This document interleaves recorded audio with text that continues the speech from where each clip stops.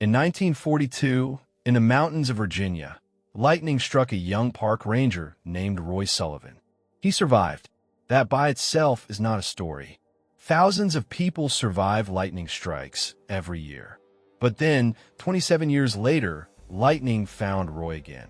And then again, and again, and again. Between 1942 and 1977, Roy Sullivan was struck by lightning 7 separate times. 7. Every single strike was documented, treated by doctors, verified well enough that the Guinness Book of World Records made it official. No human being in recorded history has been struck by lightning more times and lived. By the end, his own colleagues didn't want to stand next to him when the sky turned dark. His wife didn't escape either, but we'll get to that. This is the true story of the man they called the human lightning rod. And to understand just how impossible this is, you need one number first. Let's talk about lightning odds for a second. The chance of an average American being struck by lightning in a given year is roughly 1 in a million. Across an entire lifetime, it works out to something like 1 in 15,000. Being struck twice in a lifetime? Almost nobody. Being struck 7 times. Mathematicians have put those odds at numbers so small they barely have names. One estimate runs to about 1 in 10 septillion. That's a 1 followed by 25 digits. To put another way, you're far more likely to win the lottery jackpot multiple times than to live Roy Sullivan's life. And you need to understand what a lightning bolt actually is. A single strike carries up to 300 million volts. For a fraction of a second, the air around the bolt heats to roughly 50,000 degrees Fahrenheit, about 5 times hotter than the surface of the sun. It can stop a heart, shred clothing, and melt the coins in a man's pocket. Roughly 1 in 10 people struck don't survive even one. Now, here's what almost nobody considers. Roy did have one thing working against him: his job. Roy Cleveland Sullivan was a ranger in Shenandoah National Park, Virginia, a man who spent almost every working day outdoors on exposed mountain ridges in a region famous for violent summer thunderstorms. He was born in those mountains in 1912, one of 11 children, and he worked that park from 1936 until the day he retired. 40 years of storms. If lightning was going to pick a favorite, a Blue Ridge Park Ranger was a reasonable candidate. But nothing explained 7.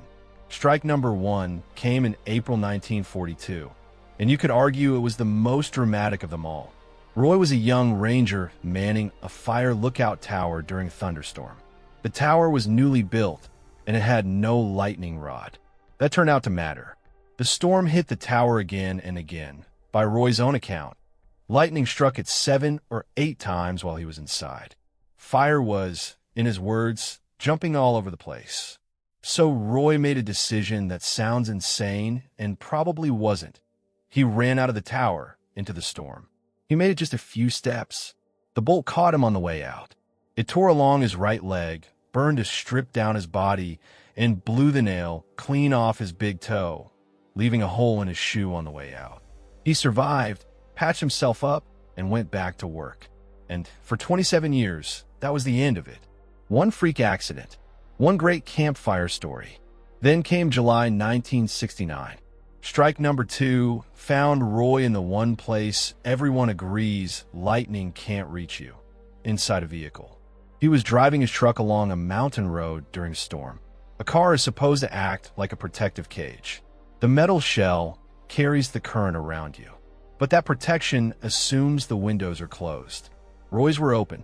The bolt came through the open window, knocked him unconscious, burned off his eyebrows, his eyelashes, and most of his hair, and his truck kept rolling driverless until it stopped just short of the edge of cliff. He woke up singed, half-bald, and inches from a drop that would have finished what the lightning started. 1 year later, it happened again. Strike 3, 1970. Roy was in his own front yard.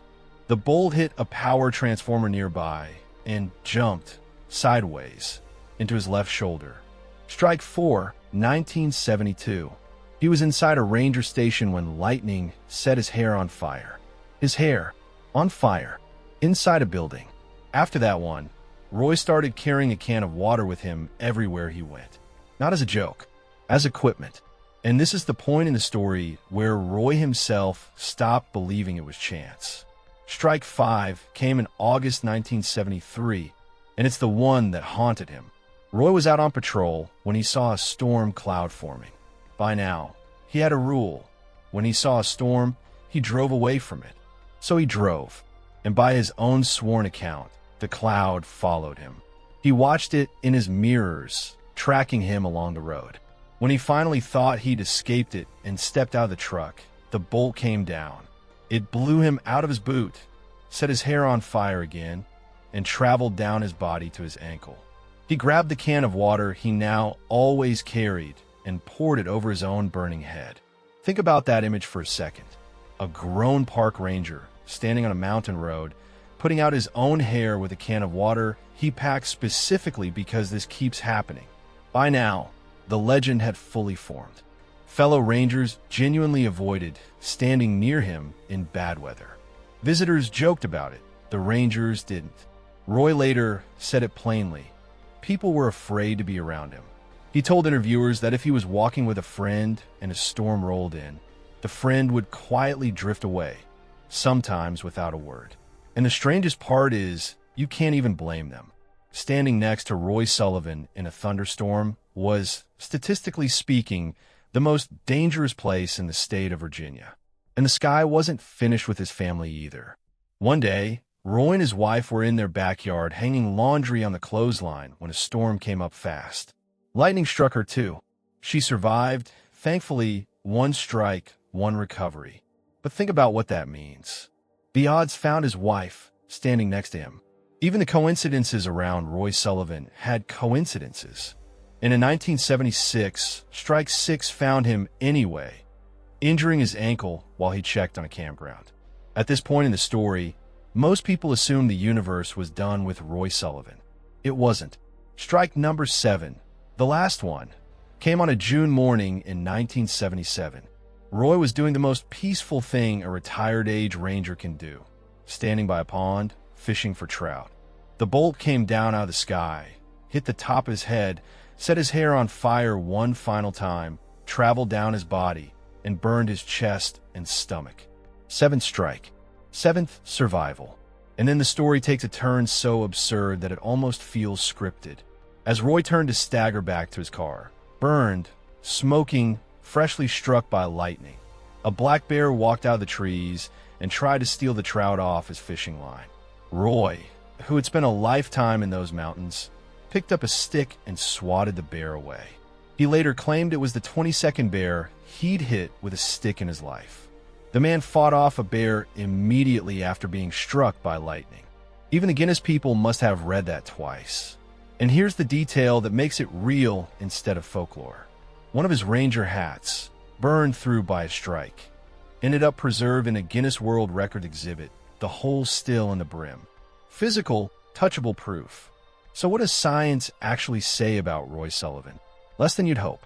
The pieces of an explanation are there. He worked outdoors for decades, in storm country, on exposed ridges, in an era before modern lightning safety. His exposure was enormous.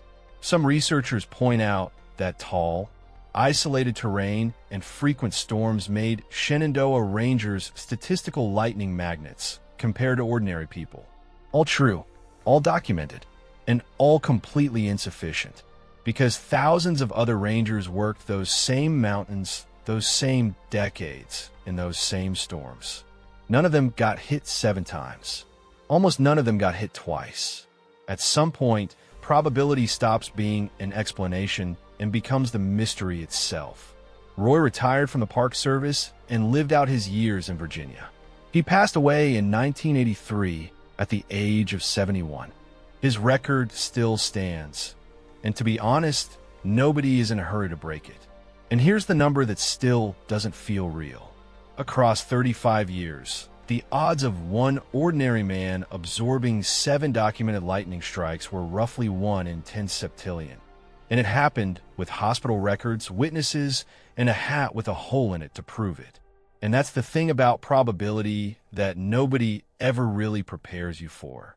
We say lightning never strikes twice, as if the universe keeps score and plays fair. It doesn't. Randomness has no memory, no mercy, and no sense of when a coincidence has gone too far. Somewhere out there, the math allows for a man whom the sky finds again and again and again. And in the Blue Ridge Mountains of Virginia, for 35 years, that man was a park ranger with a can of water in his truck. The sky kept finding him. 7 times. And 7 times, Roy Sullivan got back up. That's real. If this one gave you chills, the like button genuinely helps the channel. And if you want more true stories that should be fiction but aren't, we post every Monday, Wednesday, and Friday. Subscribe so you don't miss what's next.